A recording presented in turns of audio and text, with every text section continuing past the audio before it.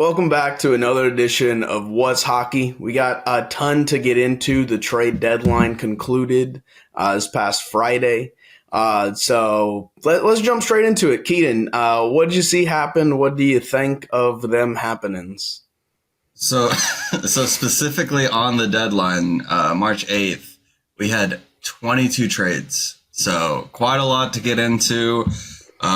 I'm not gonna say when it happened, but we've got a lot of trades. So it looks like the Colorado Avs acquired Casey Middlestat and Sean Walker. Middlestat's a forward and Sean Walker's a defenseman. They traded for Middlestat for a Bowen Byram, who's a defenseman from the Sabres, to get Middlestat. And Walker was obtained for a fifth round pick in the 2026 draft and the forward Brian Johansson, as well as a conditional first round for the 2025 pick to the Flyers. It was like a three-way trade, I think. And they added a piece to both sides. So, I mean, they're doing pretty well. I know they're one of the winners of the trade deadline based on, some analytics. Looks like Adam Henrique and Sam Carrick are traded to the Oilers in a three-team trade with the Ducks and the Lightning. Anaheim received a first-round pick in the 2024 draft and a conditional fifth round in the 2025 and retained 50% of Henrique's contract and 50% of Carrick's contract, which is a little bit weird, but Tampa Bay received a fourth-round pick in 2026 and retained 25% of Henrique's contract. So Adam Henrique has 25% going to the Oilers, so they're not even having to pay him very much. So it's pretty solid. And if the Oilers do not win the Stanley Cup, the Tampa Bay's pick goes from the fourth round, or it'll be in the fourth round instead. The 2025, sorry. Instead of 26, it'll be 25. So pretty interesting to kind of think about. I know the Oilers have been pretty hot, so they just added more depth, and I know Henrique's been pretty good. Next up, we got the Panthers getting Vladimir Tarasenko from the Senators, sending them a conditional fourth-round pick in the 2024 draft, as well as a third-round choice in the 2025 draft. Looks like if the Panthers win, they will transfer their third-round pick from the 2026 in lieu of the fourth-round pick. Kyle Okposo was also traded to the Panthers from the Sabres, and this was done with a defenseman, don't know his name, I would assume Cialan, Kale. That's good enough. Not sure. Yeah, and a conditional 2024 draft round pick. And the seventh rounder will be a fifth rounder if the Panthers take home the cup. And Okposo is 35, so he's more of a rental player anyway. But, they add, quite a bit of depth to their team, as well as they get goalie Magnus Hellberg from the Penguins for goalie Ludovic Weber, and a conditional seventh rounder.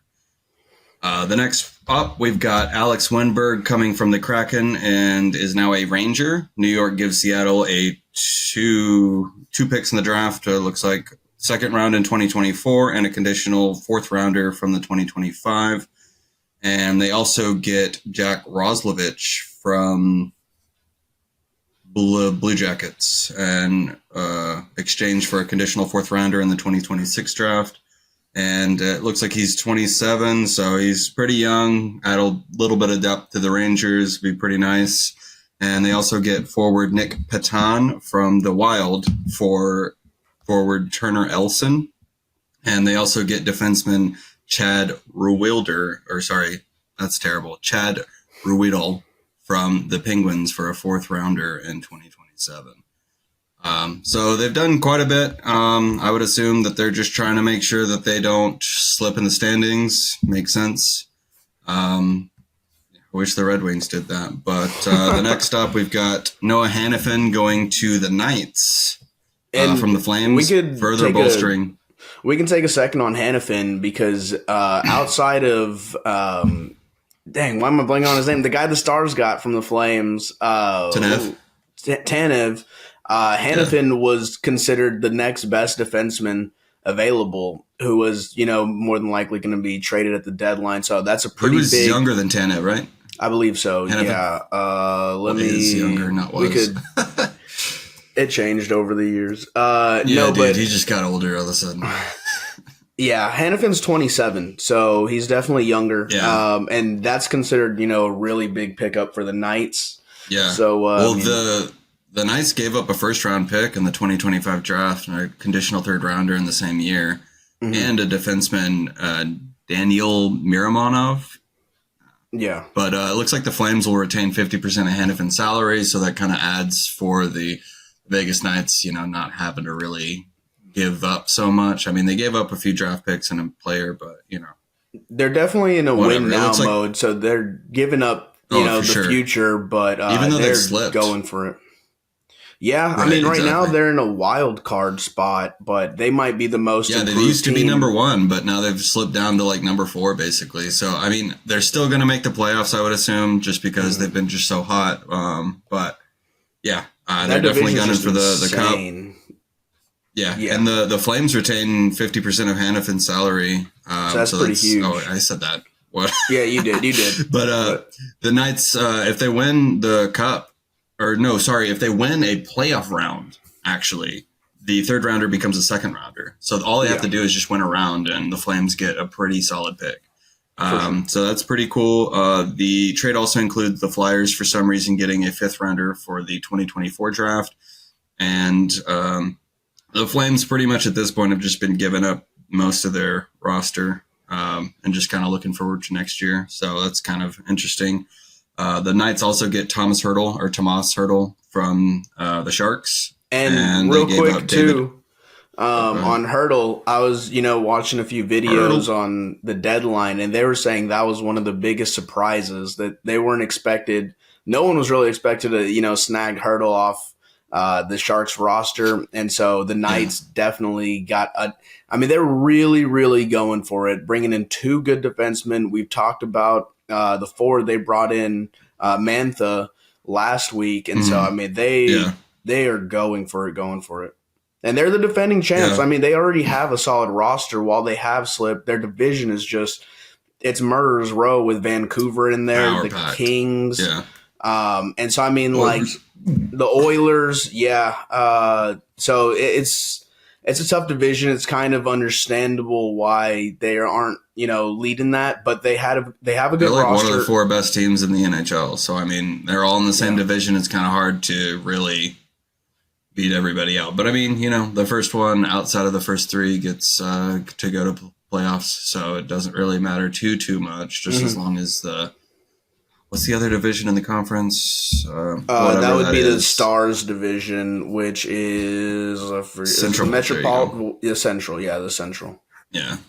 As long as the Central Division doesn't seem to be very much, it doesn't really look like it. I think Nashville's just ahead, actually, of the Vegas Knights. But they're 2 games ahead, so...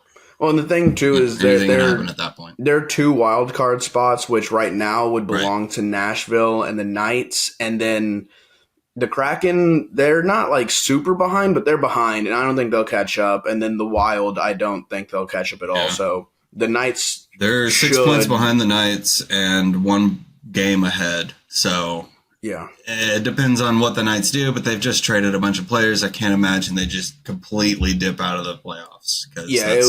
It would stun me. They're going to make the playoffs, and that's going to be a tough match. Imagine, you're going to be the 1 seed. The Knights could be the last wild card team to get in, and that's your first round matchup. That's terrifying.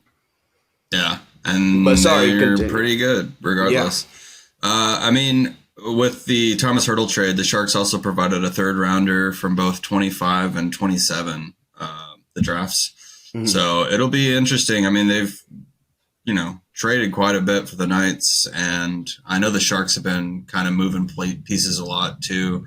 I'll just segue into the Lightning getting Duclair from the Sharks for Jack Thompson, a defenseman, and a third rounder in 2024.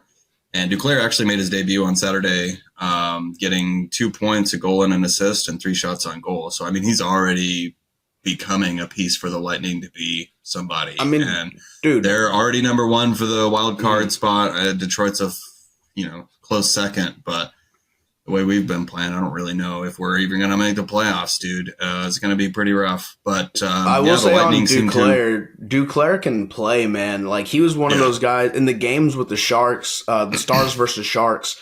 He was all over the place. He got 2 goals in the second game for sure. I forget what he got in the first one, but no, that guy on a bad team was a star. To have good pieces around him, and now he's got Kucherov, right? Nikita Kucherov is there. I don't know if they're on the same line, but dude, that is a really good acquisition right there. Same teams, regardless. They also got Matt Dumba from Dumba. How do you pronounce Dumba? Dumba. Okay, cool. Just making sure. And he came from the Coyotes for a 5th rounder from the 2027 draft. So they're adding pieces to both sides, just making sure that they've been bolstering. But yeah, the Lightning seem to be gunning for the, guaranteed playoff spot with the, or at least first wild card spot. So it'll be interesting to see. They are a tough team to beat when it comes down to it. Next up, we have Tyler Toffoli from the Devils gets to the Jets. Toffoli, whatever. And he's a pretty good addition as well. That's a pretty dang good player. So the Jets definitely improving with that move. He's going to add a lot. And the Jets only give up a 3rd rounder from the 2024 and the 2nd rounder from 2025. So it seems like they're, planning to, get themselves into the position of either winning the Stanley Cup this year or maybe even next year. But yeah, it'll be pretty interesting to see. The 31-year-old forward will bolster the seemingly stacked roster. It also seems like they got Colin Miller, defenseman from the Devils as well, and this was for a 4th rounder in 2026. So I don't know why they traded him twice, but couple players needed to leave the Devils. And the next one, it looks like the Capitals dealt Evgeny Kuznetsov from the to the Canes for a 3rd rounder in 2025. He actually hasn't played this year since the 27th of January, waived by the Capitals on the 2nd, and basically went to the AHL after being unclaimed. And he's actually expected to fill in ASAP playing Saturday against the Devils. I'm not sure how he did. Let me just take a look. But he filled right in and should be a pretty solid addition regardless. Yeah, for sure. Take a quick look. The thing too, you said he went to Carolina, right? Yeah, he got 2 shots on goal. He didn't do anything else, but he played. Let me see, 13 minutes. That's a pretty solid amount of time for just being acquired a couple days ago, kind of thing. So, well, and Carolina also got, and sorry if you were getting to it, who else did they get? Oh, God. Oh, Jake Gensel. You didn't mention Gensel yet, right? I didn't know. I actually didn't really pay attention to that trade because isn't he hurt currently? He's like on IR. He could be. I don't know the injury issue, but what I was essentially hearing about him was that he's a pretty big piece. He gets a ton of points. And that even if he is hurt right now, he'll be back for the playoffs. Carolina's another team. There were so many teams that improved already good rosters, and adding Gensel and was it Kuznetsov?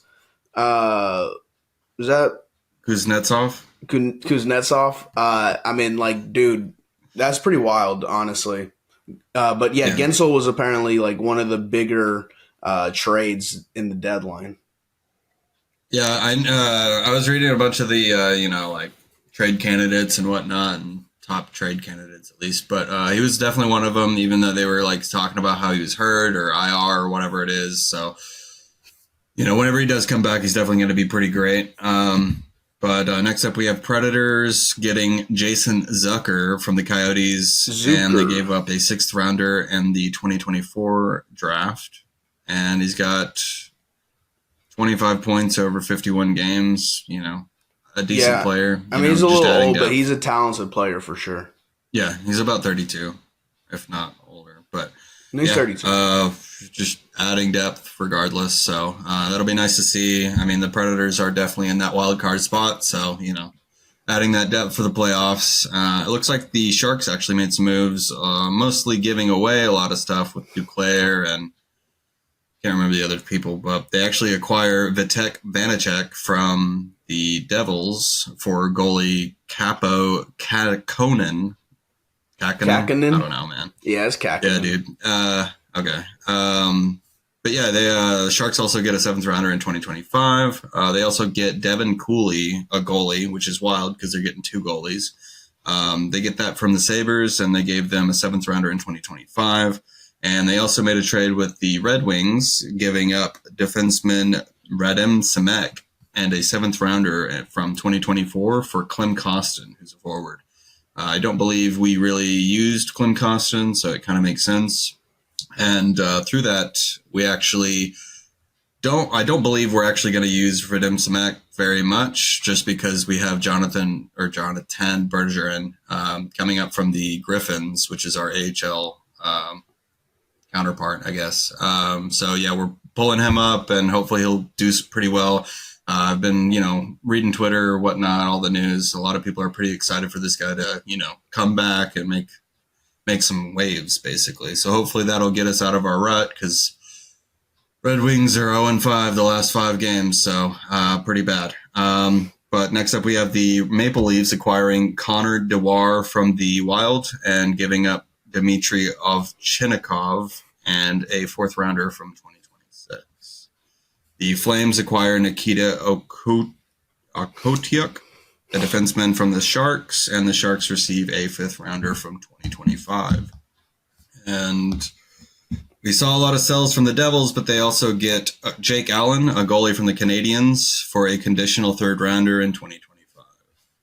The Flyers will receive Denis Gurianov from the Predators for forward. A former Dallas Stars player. Nice, dude. For Wade Allison. So it'll be pretty interesting. They also get Eric Johnson from the Sabres for a 4th rounder in 2024. So I believe the Flyers are still in playoff contention. They've been pretty solid as of late. But yeah, I mean, we'll see what happens. Next up, we got the Bruins getting defenseman Andrew Peeke from the Blue Jackets for defenseman Jacob Zaboril and 3rd rounder from 2027. They also get Pat Maroon from the Wild for Luke Toporowski, forward for a conditional 6th rounder in 2026. And real quick on those 2 players acquired, Maroon and it was Peak, whatever it is. Andrew Peeke and Luke The word Toporowski. essentially is that Peak, they're pretty surprised that was a move that was done, considering the GM of Peak's former team was saying that this guy's probably on the outs. They might have just bought out his contract and released him, but they go ahead and make that addition. And then, I'm sorry, who was the other guy again? Andrew Peeke and Pat Maroon. Oh, and they were saying they really like the Maroon edition, though. That Maroon is a good person to have in the locker room. It'll fit the culture. So that is probably the addition they liked the most, the experts. Yeah. Yeah. I mean, I think he's just going to be one of those veteran players that adds stability to the locker room. Sure. So be pretty nice. And the Ducks actually received Ben Myers from the Avs for a 5th rounder in 2024. Former football coach for W.T. White. Yeah. Not actually the same person, but yeah.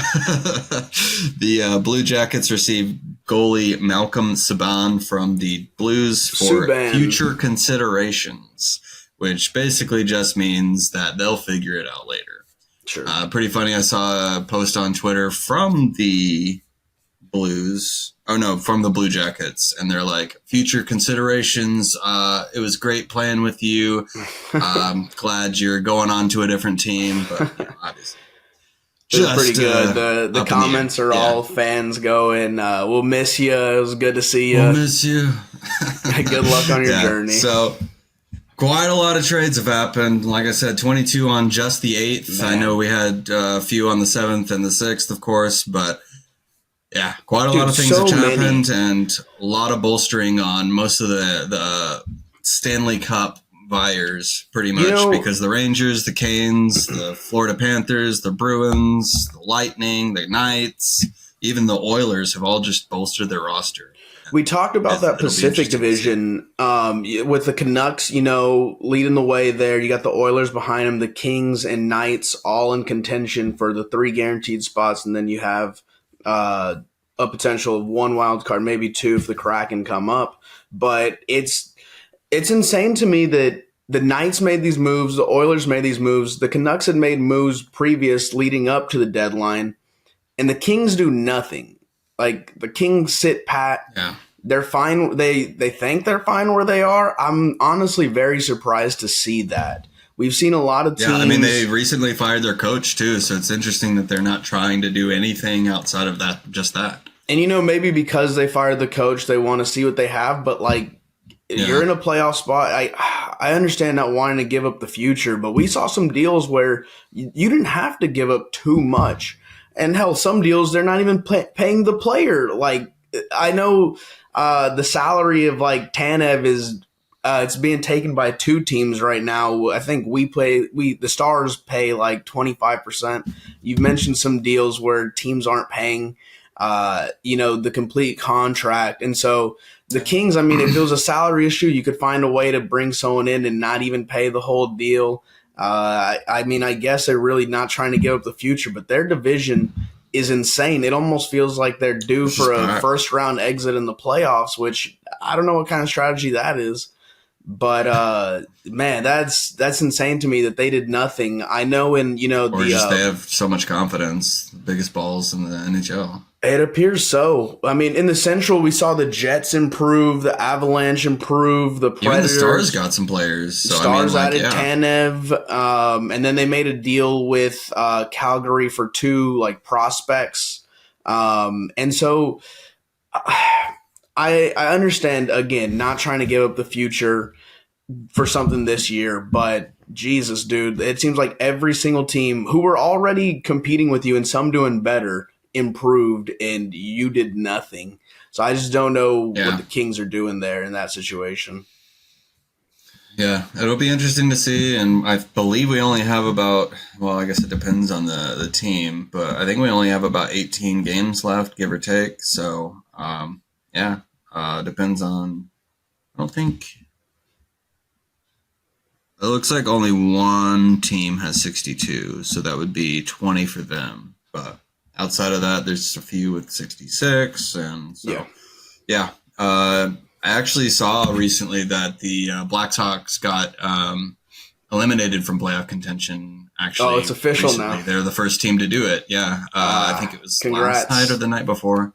So yeah, it was pretty great. And then the game right after they got eliminated, Bedard had 3 points, 2 goals.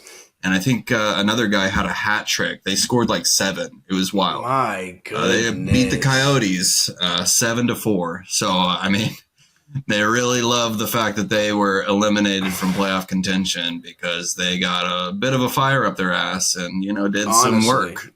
And I'm surprised we didn't see them selling too much either. Now, to be fair, there might not be. I mean, they've got Bedard, so I mean, Well, of course not young talent, but I mean, I guess they don't have older talent to get rid of. They're bad for a reason, but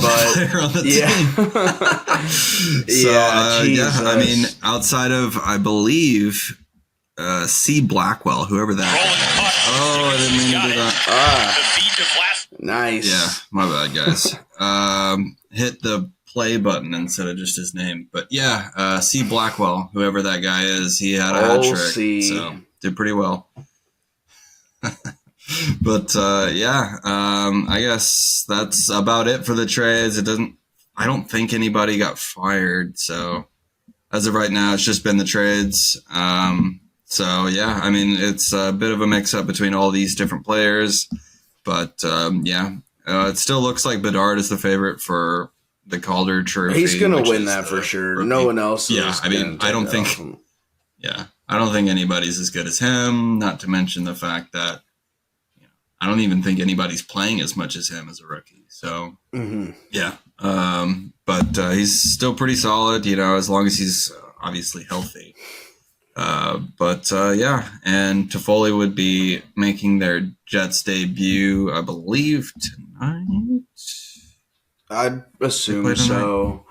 But yeah, I mean, dude, the Knights they cleaned up, man. They did so much. They've gotten at least three different players that will probably fit right in and do some great work. And I know the Oilers right, yeah. And I know the Oilers GM was kind of talking about we don't really want the best players. We don't really want, the best, Who says that? Best of the best, the worst, like, contract decision kind of things. Like, they just want players that'll fit right into the team, the culture, the feel for that. And, that's why they didn't really make much of a splash. But I believe they added one on each side. They still did bolster their roster. They did do something. So, it's not like the Kings just doing absolutely nothing. So, man, I'm surprised that Detroit didn't do more as well. Yeah, same. I was expecting them to make a move for a goalie, more defensemen,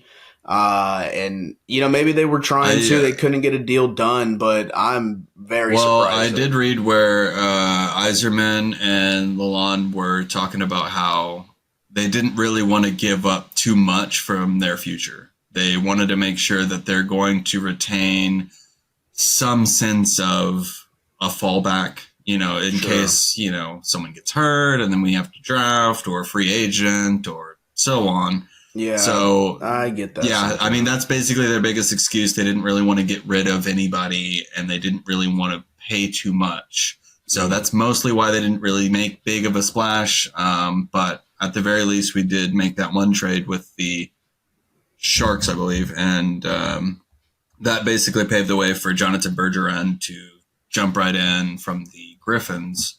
So it'll be interesting to see. Hopefully we get something going because, as I said before, we were on a 5 losing streak skid, and ever since we added that priority patch on our jerseys, muddying up those jerseys, as any fan would say, we are 0-5. So it's a bit of a superstition. We lost Dylan Larkin as well. I believe we're being outscored 25-8.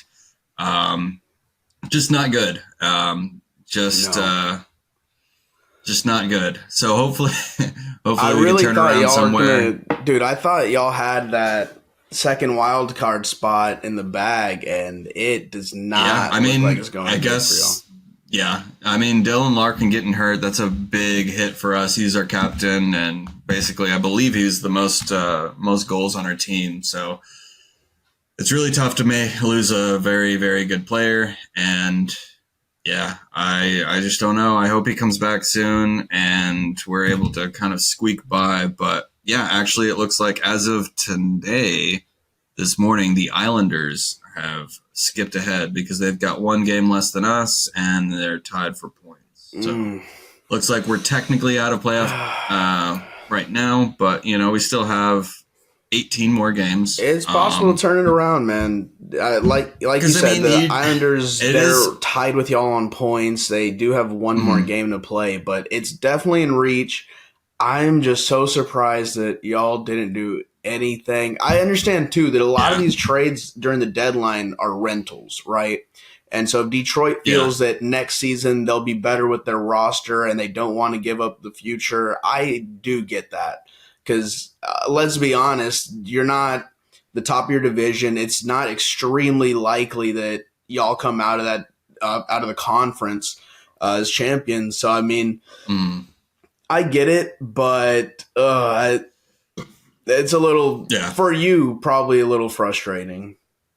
Yeah, I mean, I just hope that we would add some sort of defense assistance because I know we have a very tough time saving goals, which isn't totally on the goalie, but kind of is. And, of course, puck possession. We just keep getting intercepted or just don't even have the puck in general. Just bad passes, I guess. I don't know. But sure. It's a bit tough to watch whenever the other team has because I was watching the Golden Knights game. I believe it was on Saturday, and it was 2-0 by the time I think it was in the first period, and it was kind of looking like because we lost to the Coyotes, which was awful. We got shut out. It was 4-0, and the first period it was 3-0. Mm-hmm. Like, I think we had 2 power plays or something given up to the Coyotes, and they just scored easily just because obviously we had less players. And I was really surprised. It was really frustrating. A lot of mistakes were made, and just kind of looked like we were asleep at the wheel kind of thing. So it just didn't really look very great. The next game, we played the Knights, which was literally the next day. Had a little bit more of a fire because we ended up going 2-1 in the first period.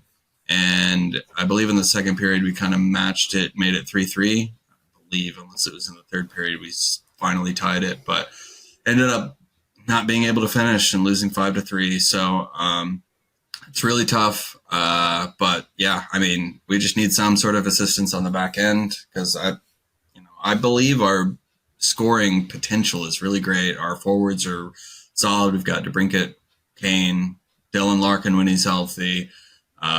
So I don't know. We've got a lot of players. I know even defenseman Jake Wallman's pretty solid. You know, he always seems to end the games out with shootouts.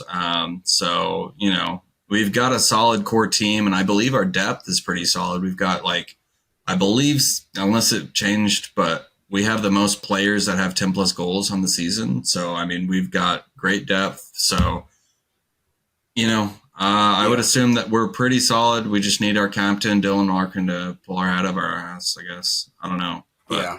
I mean, yeah. Just kind of a crazy situation. Right now, we're going to be playing the Sabres tomorrow. And then we play the Coyotes again on Thursday. I believe we should take some sort of revenge against them, I hope. Because y'all have 4 games before we probably record again. Go ahead. Sorry. And then we play the Sabres again on Saturday, and then was it Sunday or Sunday we play the Penguins. So it'll be interesting. What's your we play the Blue projection for those Jackets on games? the Tuesday as well. So let me just kind of go back. I believe so. We play the Sabres. That'll be kind of an interesting game because I feel like with our slip in the standings and their average team, I believe it'll probably be a pretty evenly matched game. But hopefully we end up getting out of our slump and winning because, I mean, the Sabres are still pretty down there in the standings. They're number 6 as far as wild card potential, and we're number 3. So we're 7 points ahead. So, I mean, as far as the standings are concerned, I would assume that we'll win, but there's just no because we lost to the Coyotes. But the next game we do play the Coyotes. I hope we win. But, you know, then again, could lose again. So, Yeah. I don't know, man. I assume that we'll probably come out 3-1 out of the 4 games. Maybe if you count the Tuesday game that we play. For your sanity, I hope that y'all do go what you're projecting, the 3-1. You don't lose to the Coyotes. 3-1 or even 4-1, because I don't think the Blue Jackets are very great. So, but yeah, I mean, we need Dylan Larkin out there. Don't know what's going on, but yeah. Who's our other? I can't remember his name for whatever reason. You're like another good forward y'all have? Yeah, I'm looking it up. There's Raymond. Lucas Raymond, there you go. Yeah. He's always really good. Raymond, DeBrincat, Kane, and Larkin are all solid players. And I know Gostisbehere is pretty solid, solid defenseman, but can't really have one player. So, Sure. Yeah. It'll be interesting to see what happens. Sider's pretty solid as well, but again, he's not always in the game. So, yeah. Yeah. No, But for sure. yeah, if we do include the Tuesday game on the Blue Jackets, I hope we come out 4-1. But I don't know. Yeah, man. I don't know what'll happen. It's all dependent on if y'all are stopping goals. I mean, that sounds obvious, right? I 'Cause, mean, y'all the score next- a ton. It's just that y'all don't get the stops. Yeah, and the puck possession is abysmal because, I mean, against the Knights, I believe in the first period, they had like 14 shots on goal and we only had like 5 or 6. Yeah. So we just didn't really have the puck It is the possession to Knights, even but make those shots. Yeah, like granted Yeah. it's the Knights, but dude, I mean, those are the kind of teams you're going to be competing with in the playoffs. Talented teams, Exactly. so you have to hold your own, and unfortunately, it just hasn't happened for the Red Wings. The other team as well, we played the Lightning, I think, because we played the Coyotes in between the Knights. Was it the Avalanche? That's who it is. Yeah, they definitely beat our ass. It was 7-2. Pretty bad. Jesus, 7-2. Crap. That is rough. So, I mean, against, playoff teams, we're not looking so great. I know we beat the Knights earlier this year. I think it was 5-2, but, we were a different team back then. We had Dylan Larkin. And the Knights were a different team, too. Yeah. And the priority patch that. Yeah, dude. The sponsorship on the jersey, I mean, I understand it. Well, the thing too is y'all have such a classic look, and so it looks odd. So I understand. Just to have a random P on the jersey, and it's been clean for so long. There's never been anything on it up until this year. So I know a lot of fans are kind of rubbed the wrong way about it. I understand you want to make some more money about the whole situation, but sure, yeah. Yeah, no, I get it. The old it's kind of a weird, yeah, dude. So we'll see what happens. But what's up with the Stars coming up? Yeah, I'll give you a little recap. So, I'll recap the last week. They played the Ducks on Friday, where we won 6-2. It was pretty handily done. And then we continued. So we were in California playing the Sharks last week. We talked about that episode. We stayed in California, played Anaheim. And then Saturday, we played our last California game of the road trip against the Kings, a team that we mentioned earlier who didn't improve too much. But it was 4-1, and the Kings at no point in that game were in it. The Stars dominated them. So it's good to see that against, a playoff team, a likely playoff team. Tomorrow, we'll be playing the Panthers. It'll be finally we have a game back in Dallas. The Panthers are a really good team, man, but I do think the Stars take care of business there. They're here. We host the New Jersey Devils, which we should definitely win that one. There's no reason for the Devils to stop us. That'll be on Thursday. They got rid of all their players, basically. Yeah, so yeah, I don't even know who's coming on the bus that day, but and then we'll host the Kings on Saturday. And so, and we should win that one too. So I would say there's no reason for us not to go 3-0 before we record again. Yeah, I mean, I would assume that we should win all 5 games, depending on if we do record after Tuesday. But I don't know. Yeah, I don't know what'll happen. Bruh, for your sanity, I hope y'all get some wins going. Jeez, y'all need the defense to step up and goalies to make plays. Yeah, it is pretty funny. I don't know why we're throwing out Octopus, but we got Sad Puss thrown on the ice not too long ago. Wasn't a bright spot, but yeah, it was pretty rough because I expected us to just dominate the Coyotes, and that's what they did to us. Yeah. I don't know.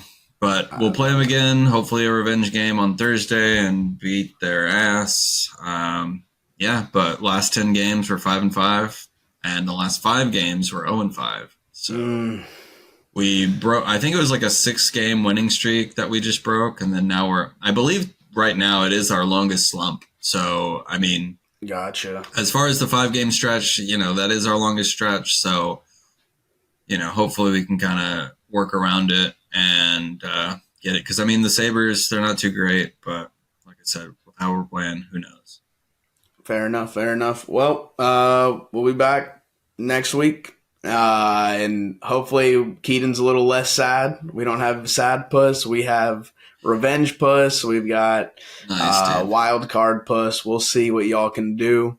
Yeah, and just a reminder, if you missed last week's episode, the puss is obviously in reference to the octopus. I did say octopus at one. Okay. Just making sure. But yep, I Throw an think that'll. octopus. Yes. I think that'll do it for us this week. So What a we'll bit of catch a y'all long later. one, but a lot of trades. Yeah, so I'll many catch you guys trades, so later. much going on in the league. So we're glad to get that to y'all. But yeah, And hopefully we'll go next ahead. week we'll see who's going to be in the playoffs and who's not. I feel like, with 5 games out of the 18 coming up, that'll be pretty interesting. Only having like 15 Absolutely. games or less within the whole season. So it's coming to a close and we'll see what happens. For sure, But for thanks for sure. watching. I'll catch you guys later. Peace.